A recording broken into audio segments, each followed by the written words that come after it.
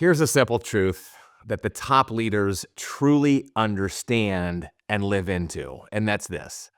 People drive results, results don't drive people. Look, leadership is a tough game today. Building strong cultures within organizations, even tougher. But here's the harsh truth. Without the right culture, even the best organizations will crumble. Want to learn how to build your organization into a world-class culture? I'm going to show you. I'm Chad Carden, and for over 2.5 decades, I have worked across the globe to help leaders create workplace cultures that drive even better results. I'm here to show you how your people and your culture can shape the future of your organization. Here's something that some organizations and leaders really have a hard time swallowing, and that's this. Dysfunctional cultures are killing organizations. When you don't have clarity, when you don't have alignment, when you don't have people who truly understand the impact to their role, you cannot live in to the best version of yourself as an organization and drive even better results. Research shows that it costs billions of dollars in lost productivity when cultures aren't set up for the highest probability of success. So when you think about cultures and you think about dysfunction, what are some of the key items that lead to dysfunction? One is complete lack of engagement.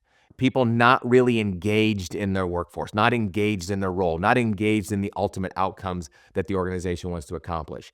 Second is trust and respect. How do you look at trust and respect? When that is at an all-time low, you can't truly work together to ultimately drive results. And the next is lack of fulfillment. People truly not understanding the impact and their value. So again, dysfunctional cultures are literally killing organizations. We've recently walked into several organizations that are highly challenged. They're highly challenged with the space that they're in, they're highly challenged with their workforce, and they're highly challenged with the external environment that they deal with. This is not an 8-to-5 cushy job. This is not something where people are just pushing papers. This is real hard work that candidly, a lot of people don't survive in. We have helped these organizations look at where are they dysfunctional? What are some of the things that they can do? How can they control the controllables? There's a lot of things in their environment that they can't necessarily control, but we're getting them to focus on what they can control. Here's what they found. They found by just taking charge and controlling the things that they can control and focusing on their culture, some of these organizations have moved from last in their space to first in their space. So do you have dysfunction in your culture? Do you have dysfunction within your organization?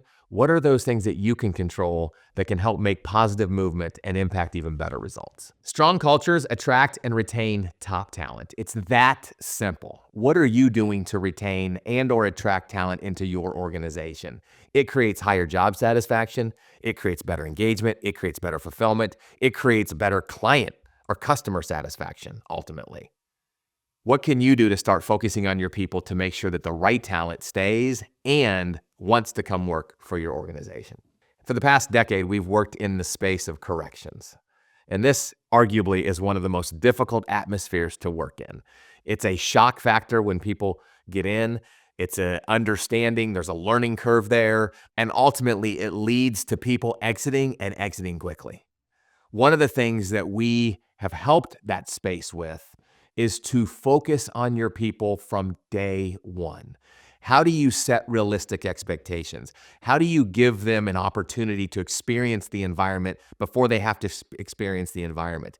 How do you give them an opportunity of what we call a handoff from their new employee orientation into their post or into the facility that they're working in and have somebody there that can be a guide or a mentor for at least the next 3, 6, 9 months? That's what we talk about when we talk about focusing on your people, is making sure that you're attracting the right people, setting the right expectations, and more importantly, retaining those people that drive even better results. Just by implementing some of these measures, we have improved retention year over year by 67%. That's millions of dollars in savings, and more importantly, a better product that they're putting out. I can help guide you and show you everything you need to know to improve your people and culture in my new ebook. There's a link in the description below. Top leaders that build their people and culture do things intentionally. They help build trust, they help build that respect, they help build that rapport, and they give their team members an opportunity to grow.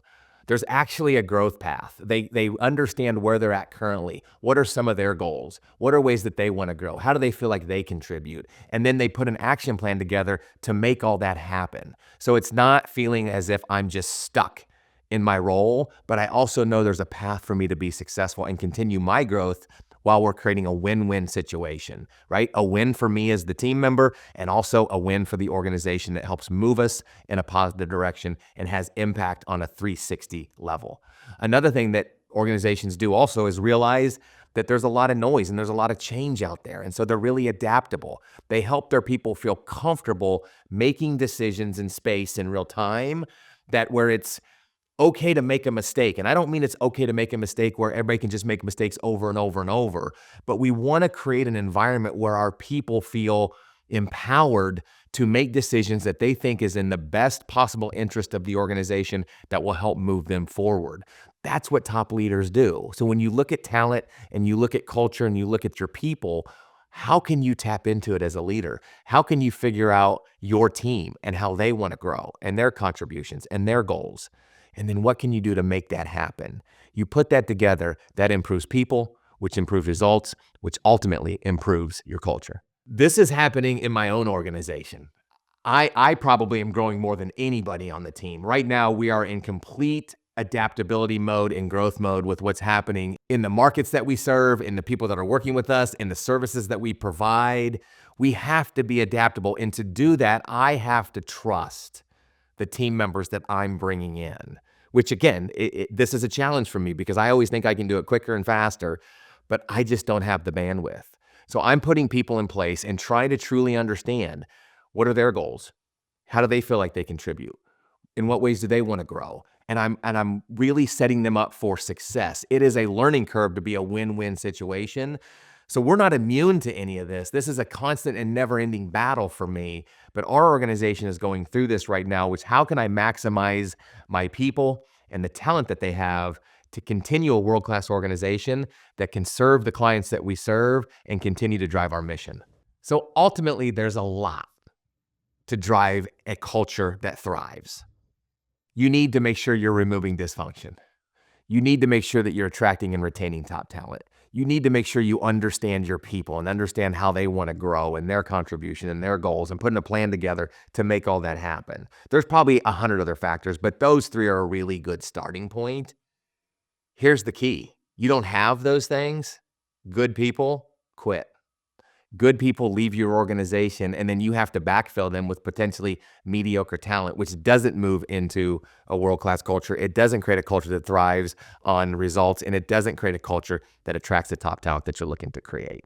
So ultimately, what's one thing you can do with all this information? What's one thing within your control that you can help improve your people to drive even better results? Want to take a deeper dive into leading by design and truly building a workplace culture for results? Check out my next video where we explore the real job of a leader.